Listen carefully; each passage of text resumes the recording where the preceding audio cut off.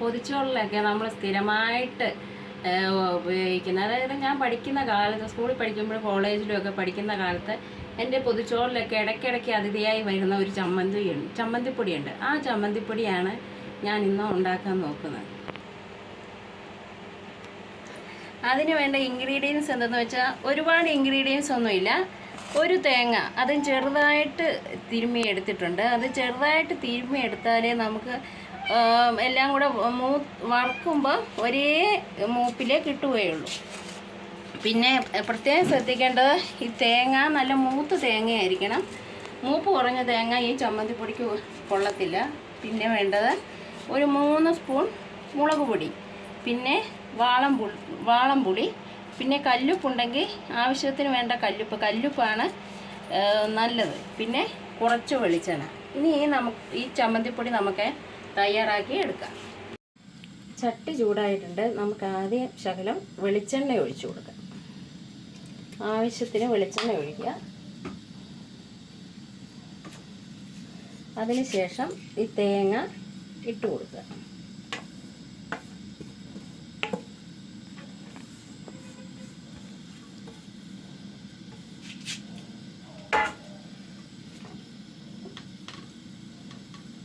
നിർത്തിയിട്ട് ചെറുതീയിൽ മൂപ്പിച്ചെടുക്കാം.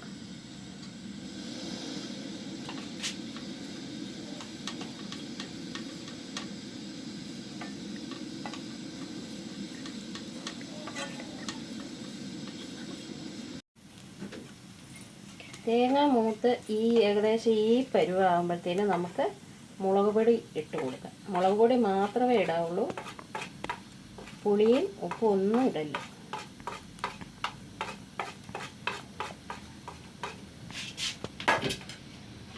തെരെ ഇളക്കി കൊടുത്ത് കറക്റ്റ് പരുവാക്കാം. പ്രത്യേകം ശ്രദ്ധിക്കുക, ഈ സമയത്ത് നമ്മൾ സിമ്മിലിട്ട് തേങ്ങ വറുത്തെടുക്കാവുള്ളൂ. അല്ലെ കരിഞ്ഞു പോകാനുള്ള സാധ്യത കൂടുതലാണ്.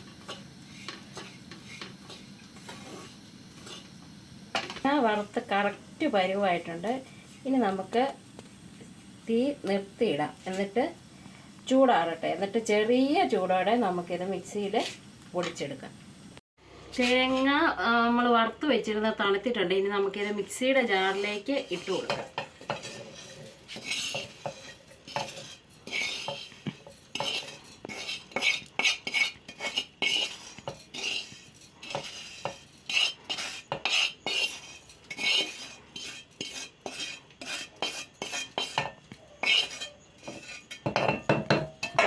പ്രത്യേകം ശ്രദ്ധിക്കുക, നമ്മൾ ആദ്യം തേങ്ങയും മുളക് പൊടിയും കൂടെ വറുത്താണ് മിക്സ് മാത്രമേ ആദ്യം അരയ്ക്കാവുള്ളൂ. ഉപ്പും വാളംപുളി ഇപ്പം ഇടല്ലേ.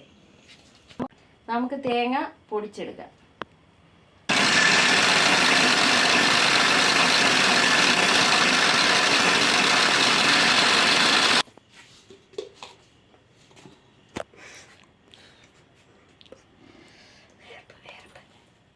നമ്മൾ തേങ്ങ വറുത്ത് അരച്ചെടുത്തിട്ടുണ്ട്. നോക്കി ഇതിൽ എണ്ണ തെളിഞ്ഞിട്ടുണ്ട്.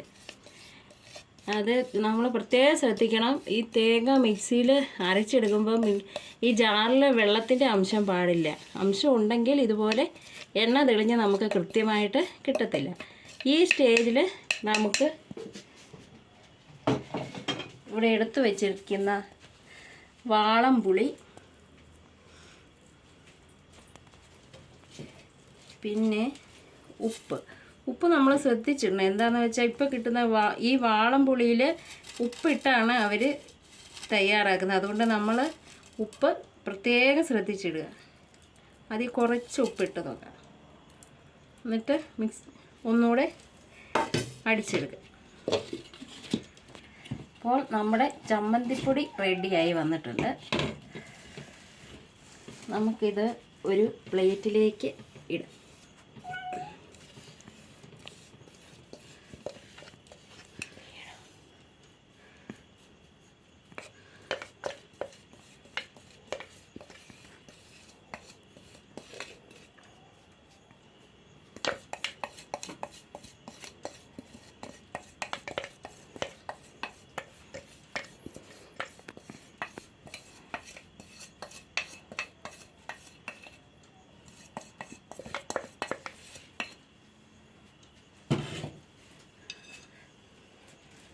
ഒരു തേങ്ങ കൊണ്ട് നമ്മൾ ഉണ്ടാക്കിയ ചമ്മന്തിപ്പൊടിയാണ് ഇത്.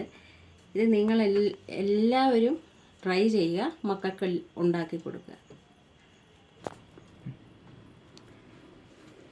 മോനെ ടേസ്റ്റ് നോക്കിക്കേ, ഉപ്പ് പുളിയൊക്കെ കറക്റ്റാണോ നോക്കി. കുറച്ച് മതി. കുറച്ചേ ഉള്ള.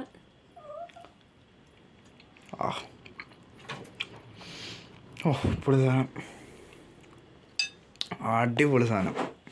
അപ്പോൾ ഗൈസ് നിങ്ങളെല്ലാവരും വീട്ടിൽ ട്രൈ ചെയ്ത് നോക്കേണ്ടതാണ്.